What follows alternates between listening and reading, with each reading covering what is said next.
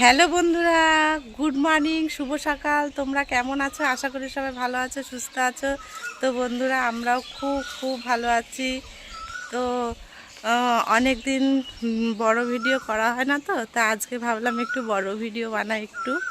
তো তোমাদেরকে আজকে দেখাবো একটা জিনিস। তো আজকে আমি রান্না করব পাঙাশ মাছ বন্ধুরা।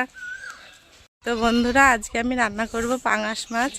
আমার বাবু আজকে পাঙাশ মাছ খেতে চেয়েছে। বাবু বলতে আমার শ্বশুরমশাইকে আমি বাবু বলি। তো বাবু পাঙাশ মাছ খেতে চেয়েছে। তো তোমাদের দাদা বাজার থেকে পাঙাশ মাছ এনেছে। তো সেটাই আজকে রান্না করবোই। দেখো আমার ছেলে ন্যাড়া হয়ে গেছে, এর জন্য কদিন স্কুলে যায় না, লজ্জা পায়, বলছে মা স্কুল যাব না, কান্নাকাটি করছে। কদিন স্কুল যায় না আমার ছেলে। তো বন্ধুরা, আজকে আমি রান্না করব পাঙাশ মাছ। সেই পাঙাশ মাছটা তোমাদেরকে দেখাই। দেখো, পাঙাশ মাছ মাংসর মতন করে কেটে কেটে এনেছে। দেখো, বড় ছিল, অনেক বড় ছিল তো পাঙাশ মাছটা, তাই কেটে এনেছে। তো আমি এখন পাঙাশ মাছটা ভালো করে ধুয়ে লবণ হলুদ মেখে রেখেছি। দেখো, মাছগুলো একটা সাদা হয়ে গেছে, উল্টে দিলাম, একটা লাল লাল করে ভেজে নেবো বন্ধুরা মাছগুলো। দেখো, মাছগুলো লাল লাল করে ভাজা হয়ে গেছে। এখন আমি তুলে নেবো মাছগুলো।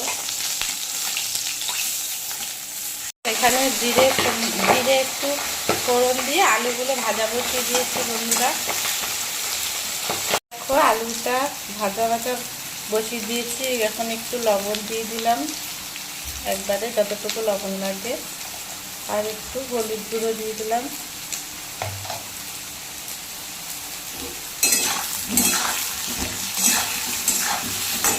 হলুদ আর লবণ দিয়ে ভালো করে নাড়িয়ে একটু ভাজা করে নিলাম বন্ধুরা। দেখো, আলুটা প্রায় ভাজা হয়ে গেছে। এখন একটু আদা আর একটু রসুন আর একটু আর্ধেকটা পেঁয়াজ দিয়ে আর একটু কষিয়ে নেব। লঙ্কা গুঁড়ো দিলাম, অল্প একটু জিরের গুঁড়ো দিলাম। মশলা দিয়ে আলুটা কষানো হয়ে গেছে। এখন একটু জল দিয়ে দেবো।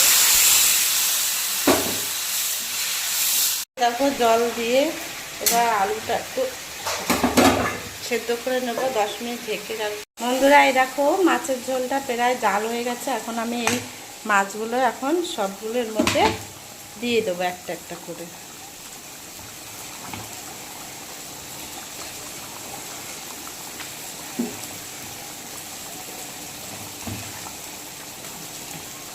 এখন মাছগুলো দিলে একটু মাছগুলোর মধ্যে মশলাটা ঢুকবে, তাহলে মাছগুলো খেতে ভালো লাগবে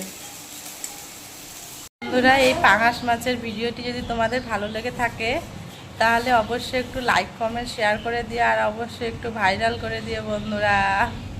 টাটা, বাই বাই।